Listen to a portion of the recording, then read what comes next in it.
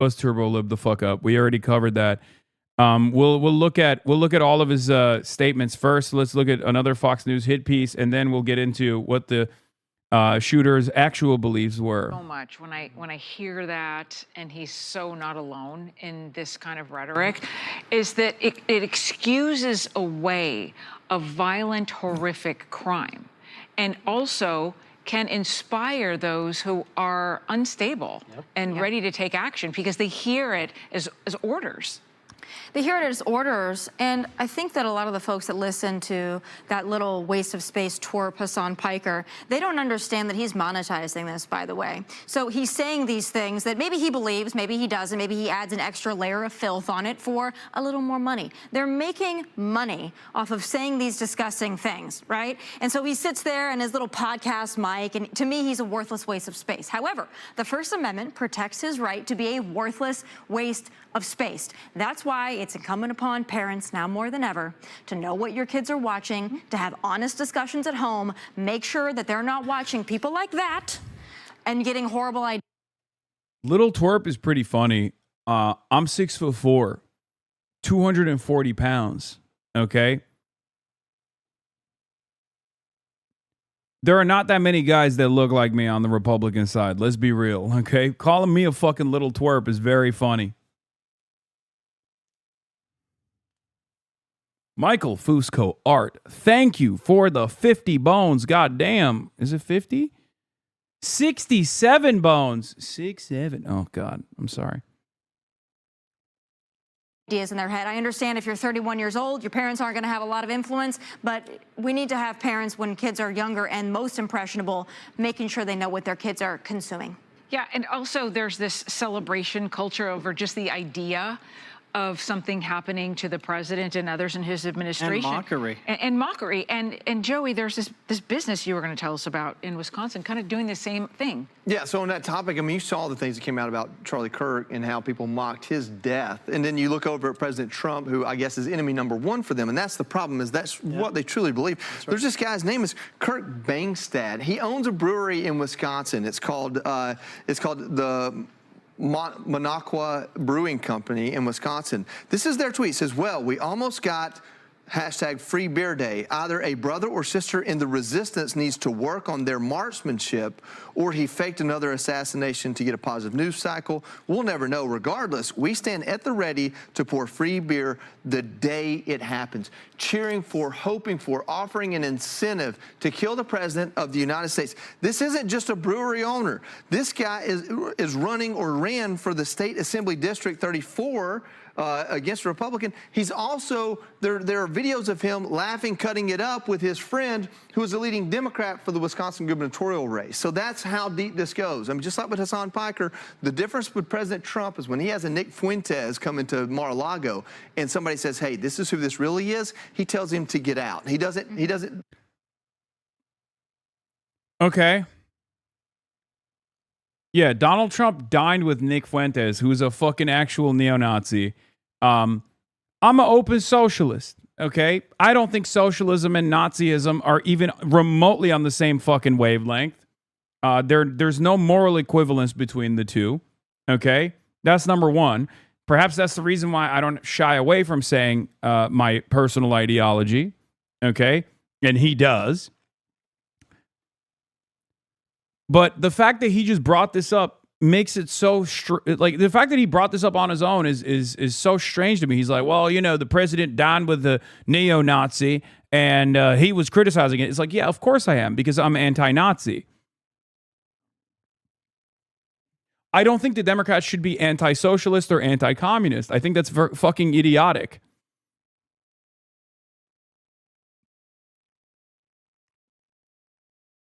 They dangle the carrot of, oh, you can reach these people. President Trump has a hard line, and it's not to consort with people that do these types of things. Well, don't forget 86-47. Cardinal Comey's discovery out on a beach. Just a prior FBI director. Yeah, just happened to be wandering down a beach and see something like that. Again, if you play footsie with these ideas, I think you nailed it. You never know how some people will receive that information. They may see someone joking about it, whether it's a podcaster or someone else making light of the fact that there have been these attempts, they just barely missed him. Someone else might get out there and decide, well, I won't. And this is the real sickness that's engulfed our political discourse in this country. We've got to stop it and stop it now, because I'm really concerned, not just while he's in office. This may continue even after he's out of office. And this is not what we want for our country, because it won't just be this president. It'll be the next and the next if we don't nip this in the bud now. Yeah, and Tommy, one last thing. I'm so concerned about the putting these suspects on pedestals, and I'm concerned that's coming as well. Yeah, for some dark corners of the Blanche, Patel, and Perot are live. Weekend, they held signs that read "Death to Tyrants." And then you have leftist influencer Hasan Piker. He remains popular among Democrats, what the fuck even is as he this? faces backlash. Wait, Disregard the obvious. why can't I see the video? Talk to O's, the man. Wait, I don't know what you just linked me. Yeah, you linked me the wrong thing. But anyway, while we're waiting on that, here, let's take a look. This fucking moron, another sex pestiny orbiter, is straight up lying on the fucking timeline. Okay? Straight up lying on the timeline. The recent shooter was a Hasanoid, by the way. He hated Hasan. He was a fan of your circle. Why wouldn't you just own this revolutionary action against the bourgeoisie? Why are you straight up lying about this, says Andrew Mercado? I'm sorry, are you fucking taking Ben Shapiro's side here? You're an R-worded communist. Don't appear under my tweets again. Straight up saying he'd rather be aligned with Ben Shapiro than someone like myself, okay? And I wasn't going to do this, okay? I wasn't going to fucking unleash the faucet of true information about the shooter's background. But if there's anyone who this shooter had sympathies towards, it's you fucking idiot. It's your ilk, okay? It's your radical centrist, pro-Israel Democrat ilk that this shooter was a major fan of. The classic Ukrainian flag in the bio, slammed next to the Israeli flag in the bio type liberal that we've all seen on the fucking timeline, many of which who have actually deleted at least the Israeli flag from their bios in shame, even though they still hold tremendous sympathy, okay? And guess what? I said, not only did the shooter retweet criticism of me claiming I was promoting antisocial behavior on his way to kill the president, he also was a major supporter of pro-Israel liberals who spent the last 2 months claiming I was fomenting violence, Lamau, which is, once again, 100% true. Look, Cold Force, red triangles may as well just write bot in their username. I refuse to believe they are all real, and that's stupid. He's talking about red triangle in the pro-resistance Twitter. Retweeting no opinion. The Palestine protesters are, functionally speaking, Republicans. Retweeting Elon A. Levy. Again, the spokesperson for the Foreign Ministry of Israel at the time of his retweeting. This fake report literally sparked riots. Irresponsible reporting costs lives. Retweeting Olivia Giuliana. It isn't inappropriate behavior. It's rape. He's a rapist. He's a child rapist. Again, correct statement from Olivia Giuliana that's being retweeted by Cold Force here. But retweeting Brianna Wu. My position on Gaza is nuanced. My position on what's happening to Jews at home is not. This is no different than the KKK. Talking about the pro-Palestinian cause, equating the pro-Palestinian cause to the fucking Klan, okay? Do you feel like this guy was a fan of mine? Or do you feel like this guy is literally one of the people that was unironically claiming that I was fomenting revolutionary violence in this fucking country for the past 3 months, or at least for the past 2 months? Guess what? We don't need to speculate because he literally did quote retweet someone saying I was a fucking grifter who has no sincere beliefs, who just wants to promote antisocial behavior on his way to kill the fucking president.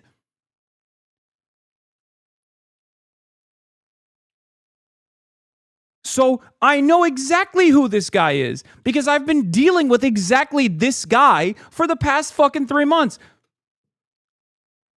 Retweet at Brianna Wu. America having the most lethal military on earth is why your superior Western values win and not a theocracy and autocracy.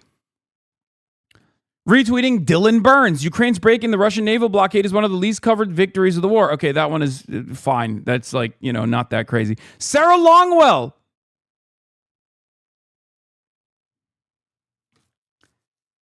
What is this? Or what? I don't know what this is. This might be anti-Sarah Longwell, to be fair. I'm sorry, but I'm not just going to give up. Retweeting Troubleman90, another one of my ops. I'm sorry, but I'm not just going to give up the last 85 years of... Dude, I want editors to post the retweets that he's retweeting with posts of what these guys have said about me in the last 3 months. Okay?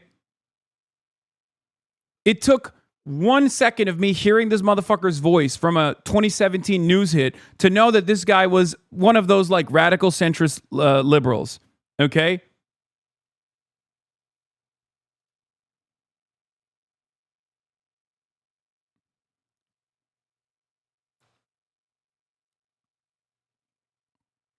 I'm sorry, but I'm not going to give up on the last 85 years of civil rights and put my voting rights in jeopardy because 1% of the population of Michigan is upset over a decades-long conflict on the other side of the world that has nothing to do with me or my community.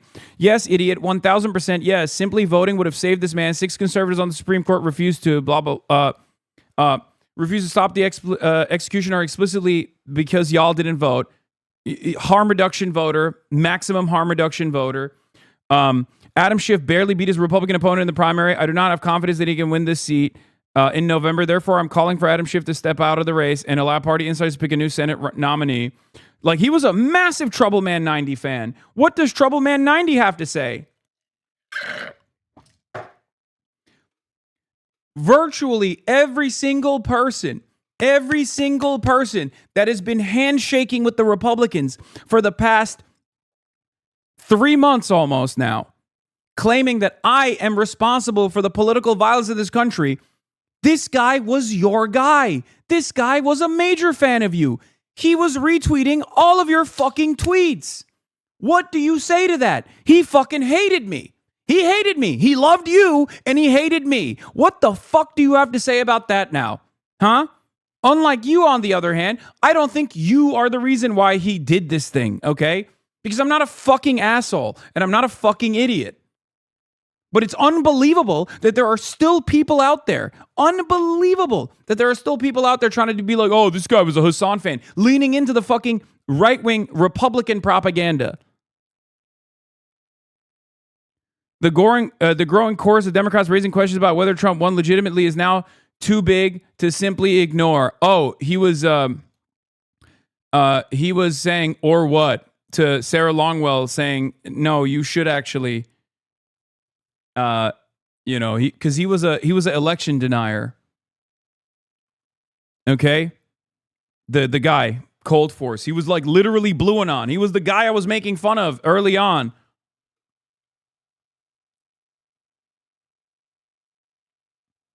Yeah, Destiny's community is now saying the attempt is based since they can no longer claim he was one of yours. Yeah.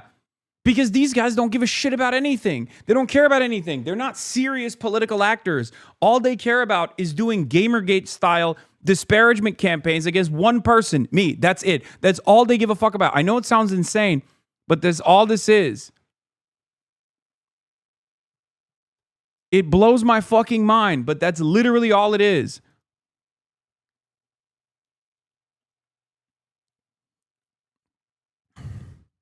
Retweeting Kraut, even Kraut. The guy that people keep saying gave himself, like castrated himself or something, and then blamed tankies. I don't even know what that means. I remember in 2017, everyone was just like, oh, he won't be that bad. I was one of them. And then he was even worse. I mean, he was fucking tapped into the centrist libtard Twitter. Like, he was tapped the fuck in. If you're retweeting random irrelevant former Nazi fucking now turned reactionary liberal content creators, if you're retweeting them, like, you're out of your fucking mind.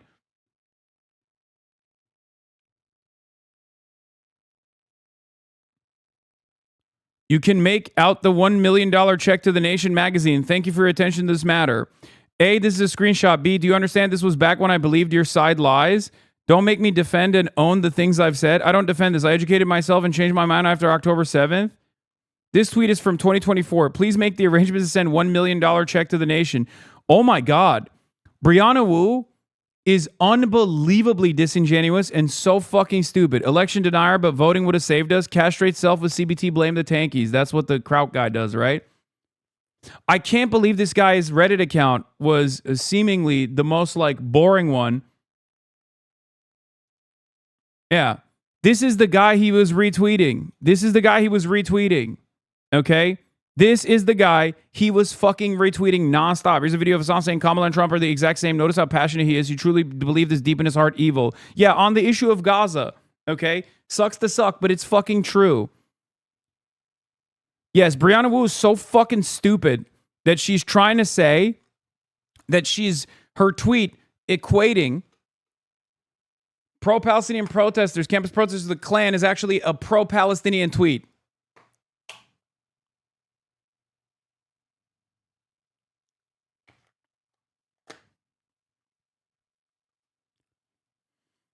Like, think about how insane these people are.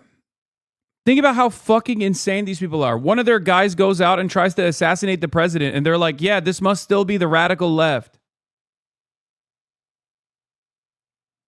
These liberals fully admit they only care about you. What is this?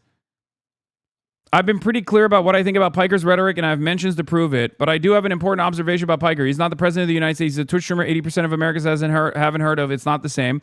100% agree. The reason I talk so much about Hasan is because I can't change the evil shit Trump does, but I can bully Hasan Piker and make him sad. So I engage in the activity that allows me to have a quantifiable positive impact in the world. Dude, you have to have zero self-reflection if you thought that posting this would somehow make you look cool or good. That's unbelievable. This is the most pathetic tweet I've ever fucking read in my entire life.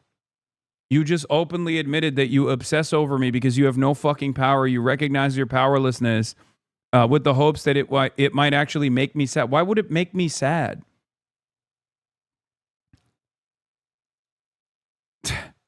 I'd be mad as hell if I looked like a Faz baby too. Oh my God. I mean, yeah, he not only behaves like a toddler, acting out, but he also looks like a toddler.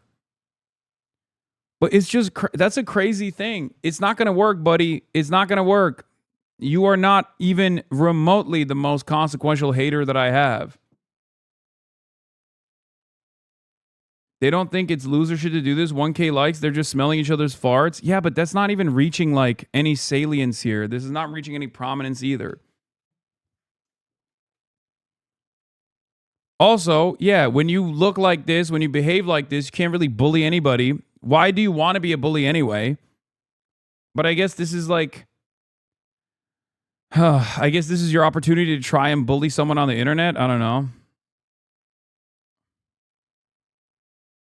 It's very strange, but, you know, I got bigger fish to fry here. I got fucking more consequential people to deal with, like the motherfucking entire Republican Party's media apparatus.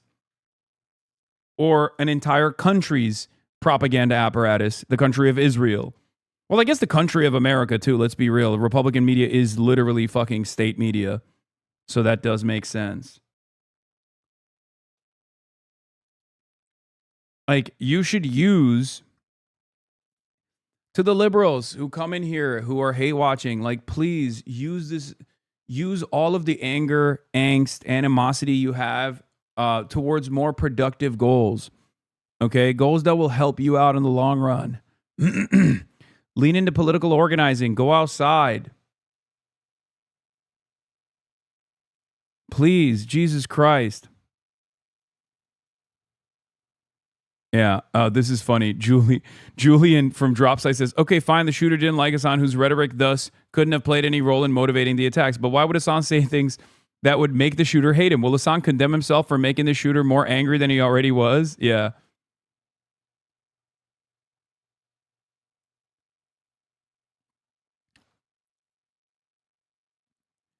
I can't. It's unbelievable that this guy. It comes out that this guy is like straight up a fucking radical centrist, pro no opinion, like Ukrainian flag, Israeli flag in the bio type guy. Okay. Why is there no community note for Benny? Oh, this? Yeah, I saw. That's a lie. But hey, if you curse a lot, maybe people won't notice that you promote stealing, murder, terrorism, and communism from your multi-million-dollar mansion while zapping your dog. Yeah, he got fucking ratioed into oblivion. He was butthurt. Ben Shapiro posted this over Bernie Sanders' tweet. So I said, a literal terrorist credited you for his radicalization, you fucking loser. Which is true. And then he went, you zap your dog.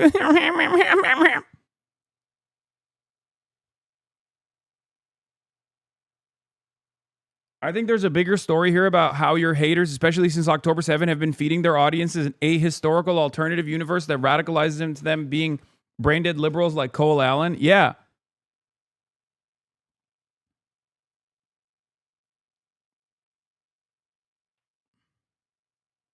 I was kind of surprised this morning, even the dude at work that would salute the flag with his hat over his heart, with a single tear rolling down his cheek, while Trump cucked his wife, saying, thank you, sir, thought the White House Correspondents' Dinner was staged. Yeah, of course. Good luck.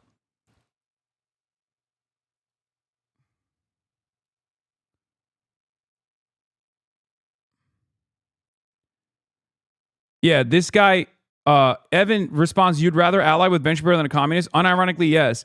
Because unlike the people further to the right of Ben, like Jack Posobiec or Libs of TikTok or any of the ride or die Trump dick suck, Shapiro is not nearly as toxic as any communist or anarchist or tanky or left populist or whatever. That's it. He doesn't realize what he's admitting here, but this is not actually favorable. Okay? You will never be able to convince a Barbara or a Deborah of this reality. Okay?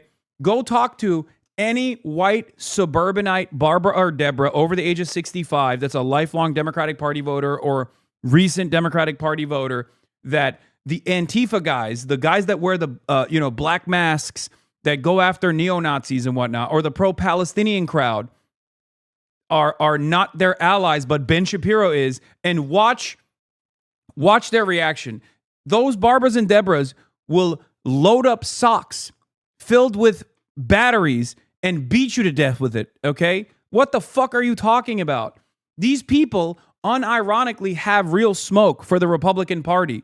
The idea that you could just convince them that you have better allegiances with a goddamn fascist like Ben Shapiro, a pro-Israel fascist like Ben Shapiro, over people like myself who have not only worked alongside Democrats their entire fucking lives, but still continue to do so, is unbelievable. You have lost your fucking mind. You are engaging in Hasan derangement syndrome.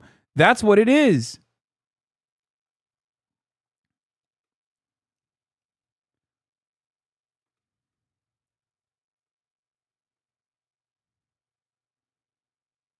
You only arrive at this conclusion if your brain is poisoned by what you see online. I think some of these people are unbelievably unsalvageable. They've lost their dang minds so much. They've received an unlimited amount of like Hasan Piker is the most evil person on the planet style of commentary. And therefore, it's impossible for them to think clearly on this issue. They're just meat riding into oblivion, not realizing that that they don't have any fucking coalition in the liberal side. Does this mean that they owe you $1 million? Yeah. No, I told you. I bet $1 million he's free Palestine. He's not.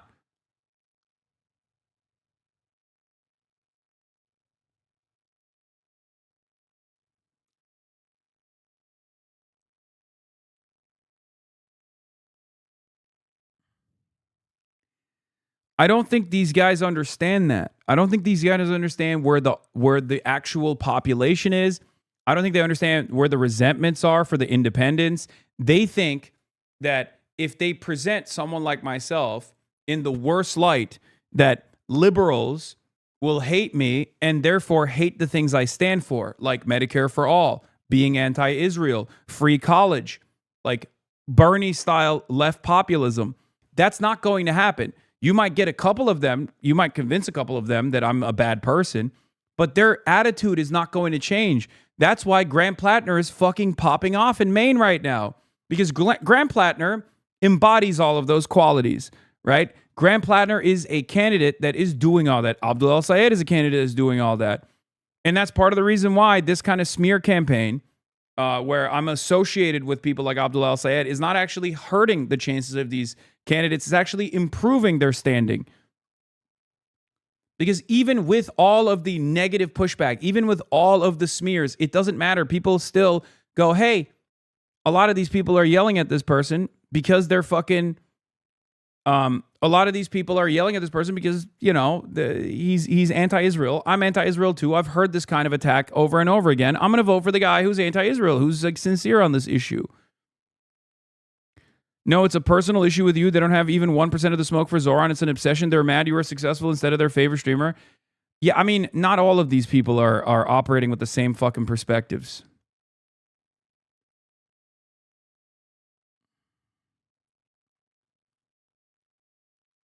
But it's just crazy that these guys are like, these guys spent the past 2 months talking about how I'm fomenting hatred and fomenting instability and demanding violence. And then someone actually does, someone actually ends up doing the violence. They go, oh, see, we told you this is Hasan's fault, alongside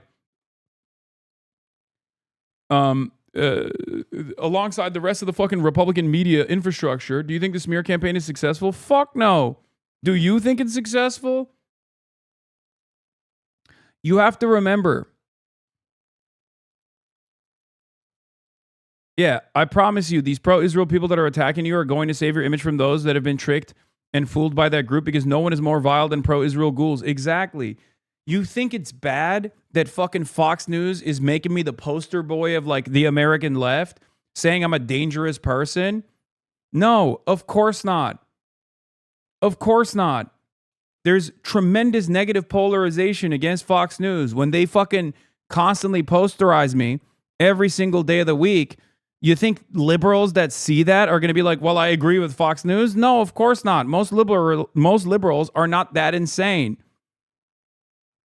The ones that actually see the Fox News coverage and go, see, even Fox News is agreeing with me and presenting it as a positive, are people who are brain broken, who think that like that liberals will see the Fox News coverage and go, wow, I guess I agree with Fox News. It's not going to work that. It doesn't work that way.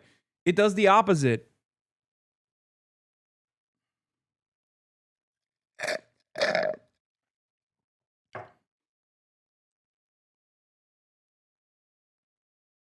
Some of the people who say you incite violence are calling the White House Correspondents' Dinner shooter based.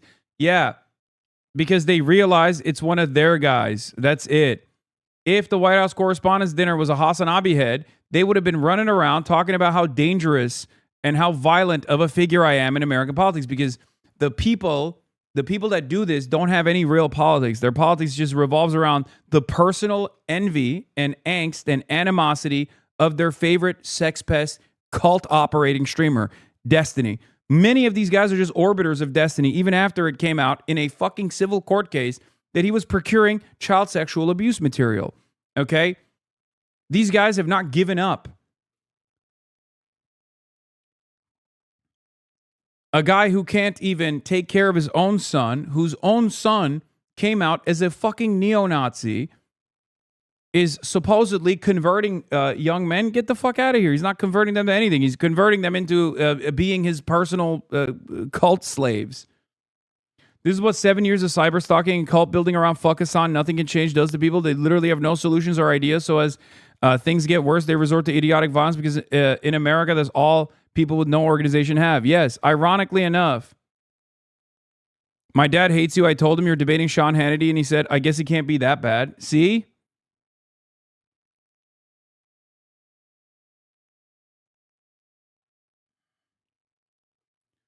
It's a nihilistic cult. Also, he tried to fight the courts calling him a pedo and was denied by the judge. I haven't even been following up on this.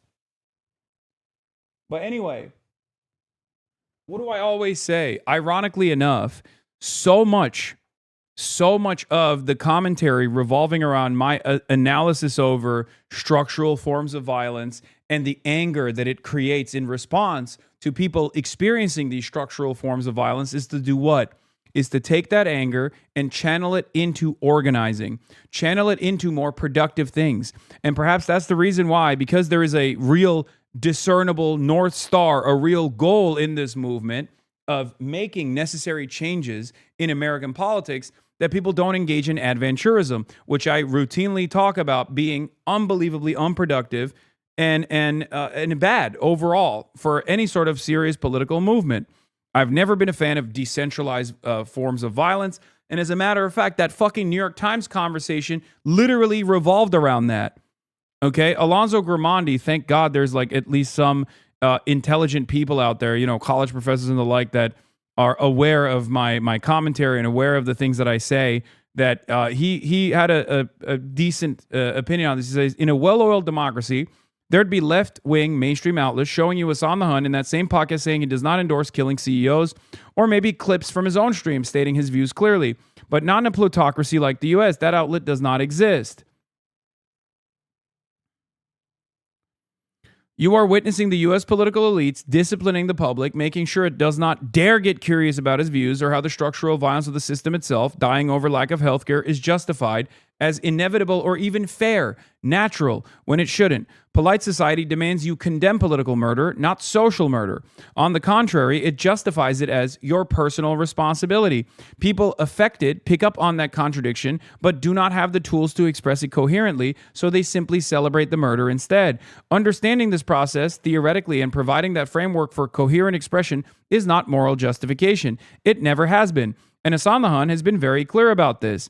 He has even stated he believes in labor organizing as the most effective pushback, which I brought up in that conversation in the New York Times, but not a single person talked about it, right?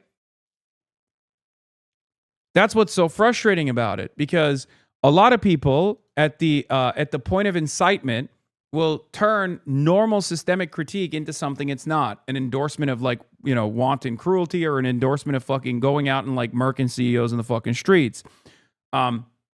Here's the problem, though. A lot of people hear that and see that and might not even necessarily disagree with it. You don't want to live in that world where you are unironically celebrating decentralized acts of violence. I don't want to live in that world. That world is chaotic. I want to live in a world where there's stability, where there's prosperity for all. That's my argument. So even if you think you are in the short term, even if you are in the short term thinking that you're disparaging a prominent critic and a prominent critique of the nation state of Israel or billionaires and the current oligarchy that we exist under, what you end up doing is refuse to create a more productive outlet for a lot of people, where they're just rudderless. They're left rudderless and they experience all the chaos, and there's no way to interpret that chaos through a framework that actually forces them into more productive and more viable solutions to fix that fucking chaos. So then they behave in a chaotic manner. They retaliate in an unbelievably chaotic way. Bum rushing the motherfucking White House Correspondents' Dinner to try to fucking kill the president and members of the cabinet, except for Kash Patel.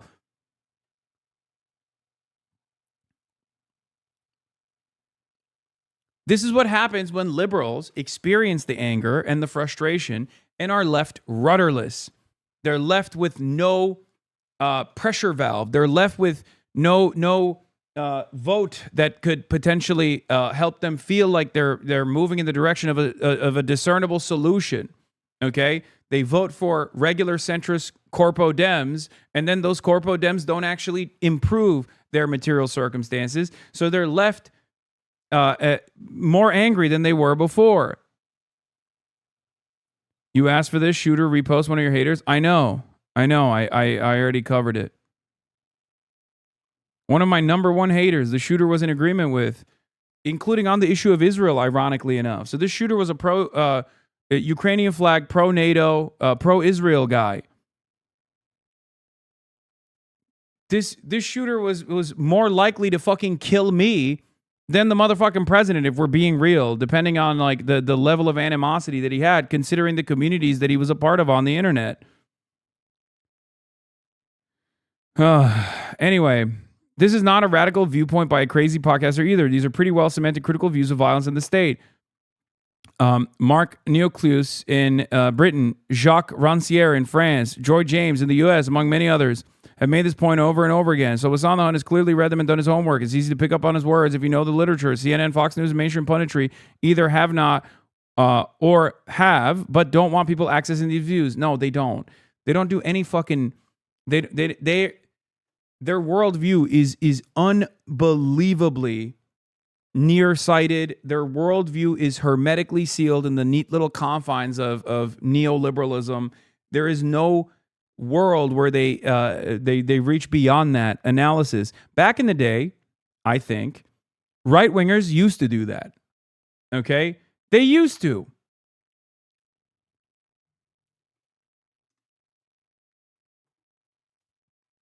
I'm glad you were making a solid connection to the cyber stalkers who prepped all these hate clips over 7 years in hopes they'd reach mainstream media. Yeah, and now that it has, what has that done? Nothing.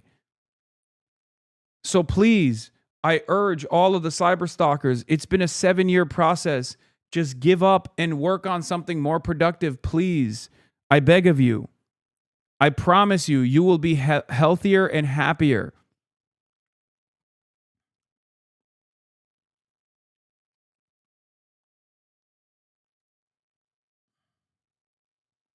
Funnily enough, the reason why the right wing has been able to do so well with culture wars is because Bannon read Gramsci and applied counter-hegemonic theory to culture war bullshit. I know.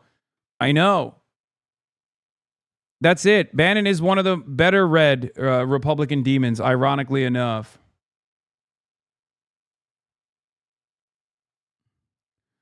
It's incredibly frustrating to see people, even people who frankly should know better, fall for the bad faith political operation to make you think this guy's a potential murderer and not someone who's simply translating foundational critical thought to a Gen Z Twitch audience.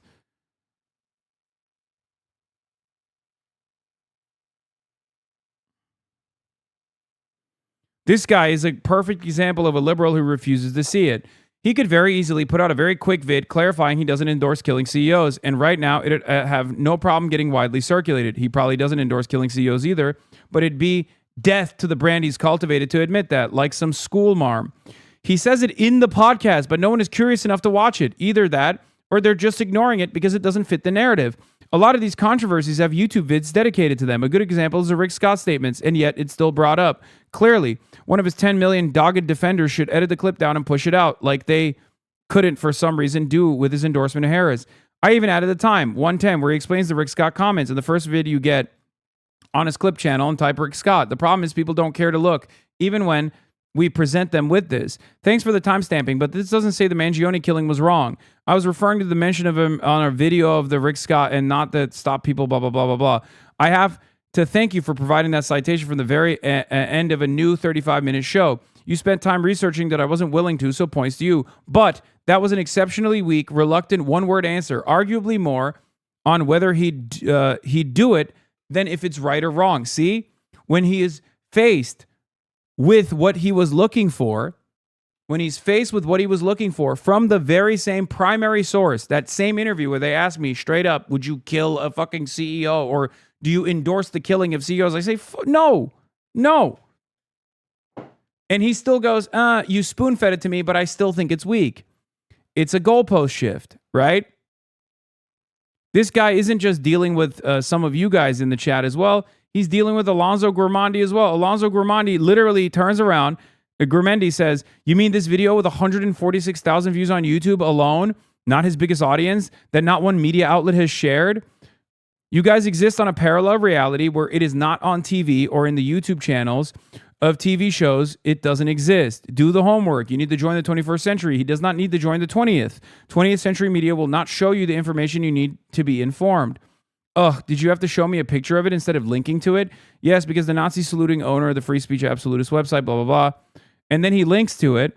A 40-minute clip? That's unfair. I've never been able to listen to Hasan Piker for more than 3 minutes at a time, even if I was only watching for the sake of his dog. If this is a big deal for him, he'd cut it down to 90 secs.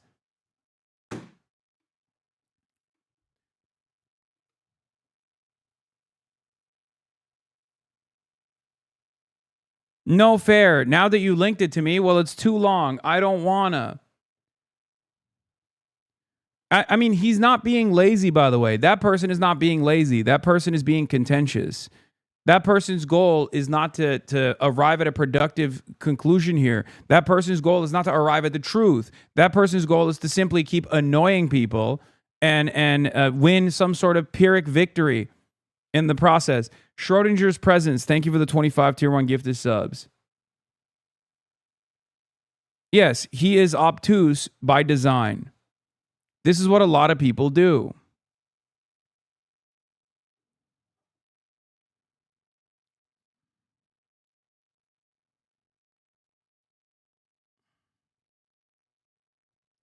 Yeah, he's a Sex Destiny fan. Of course he is. He doesn't have, the thing about Destiny is he doesn't really have a large audience anymore, but he does have a very loyal cult. And many of his loyal cult are like in, neoliberal groups and things like that. So they get a lot more motion. Not him, but at least his like fans can brigade shit. They're always online and they create like an outsized influence that they do not actually have, right?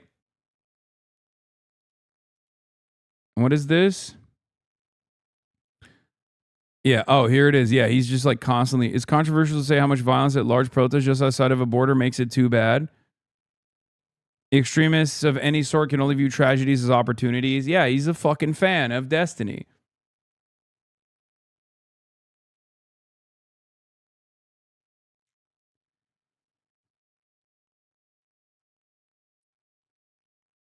It's just crazy because, like, for an audience that claims to care about arriving at the truth through testing their ideologies in the marketplace of ideas, right?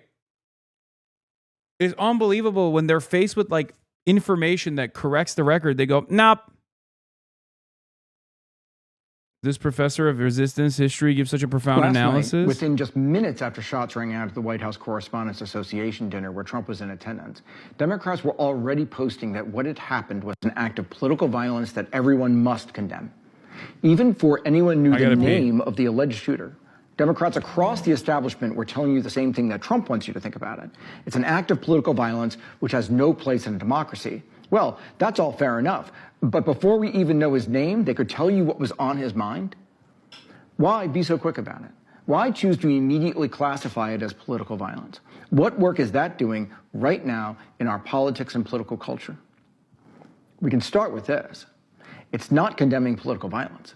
It's creating a boogeyman they can invoke to set the terms of legitimate resistance. Hey folks, I'm Todd Sturmer. I'm a public historian and the author of A Resistance History of the United States.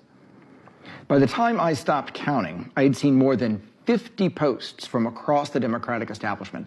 Senators, House members, governors, mayors, the operators around them, the talking heads who do the amplifying, all hitting the same 5 beats in more or less the same order. Express thanks that no one was harmed, salute law enforcement, classify what happened as political violence, condemn political violence, invoke democracy.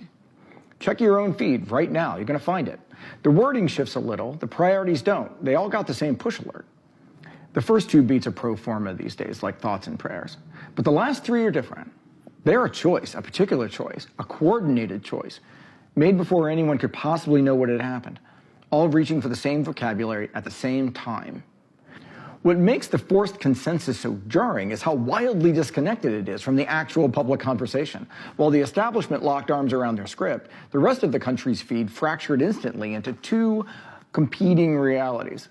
The right immediately seized on the chaos to argue this is exactly why Trump needs his $300 million secure ballroom. Meanwhile, massive segments of our public took one look at the breaking news and immediately asked whether the whole thing was staged. Those competing narratives, a reflexive grift on one side and the deep disbelief on the other, tells you a lot more about the actual state of our democracy than any coordinated social media posts. But here's something worth remembering about presidents getting shot at in this country. The famous lone wolf cases of the last 100 years or so have mostly not been driven by anything you would call a coherent political program. The clearest example happened at exactly the same place. John Hinckley fired 6 rounds at Reagan outside the Washington Hilton in 1981, trying to impress Jodie Foster. The pattern is not necessarily the absence of politics, but maybe the collapse of politics into fixation, pathology, parasocial obsession, and a grandiose belief that one person is the problem and removing them is the answer. What is that Tylenol remote? It's the Dr. Jihad. It's the Dr. Jihad. The doctor is in session. Dr. Jihad has prescribed you to eat the Tylenol. The Tylenol that is a solution to all of your anxieties.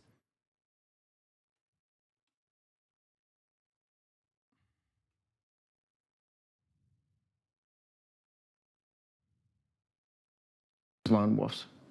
There's a studied psychology to it. Individuals do not reach for it unless they've decided every other channel is closed to them.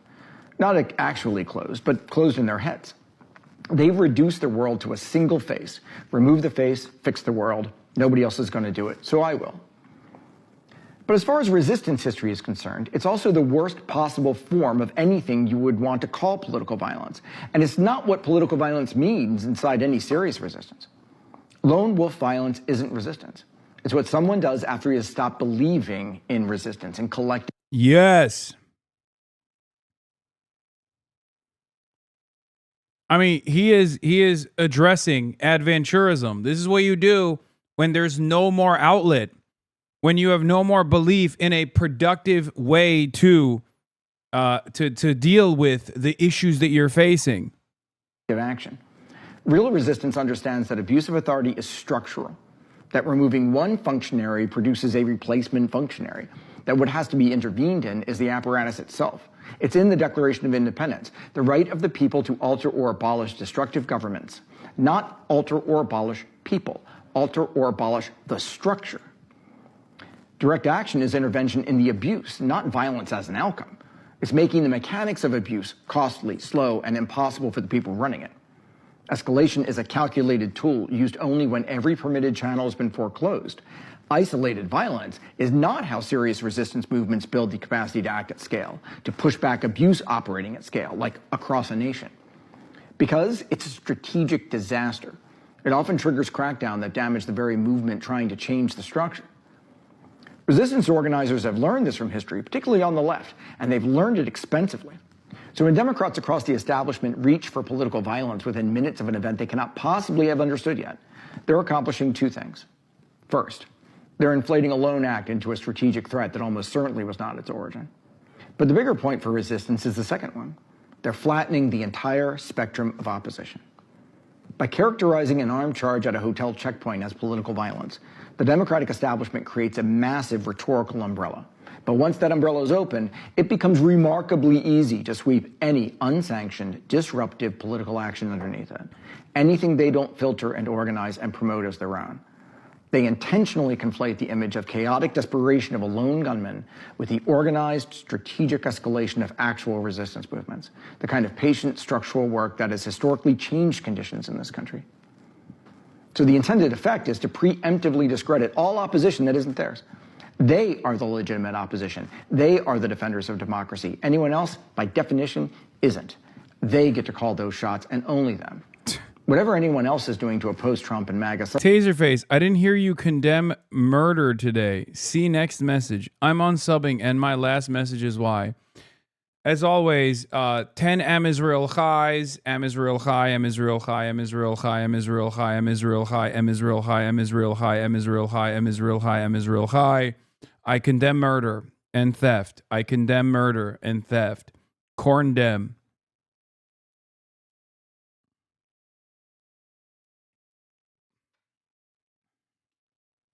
Okay.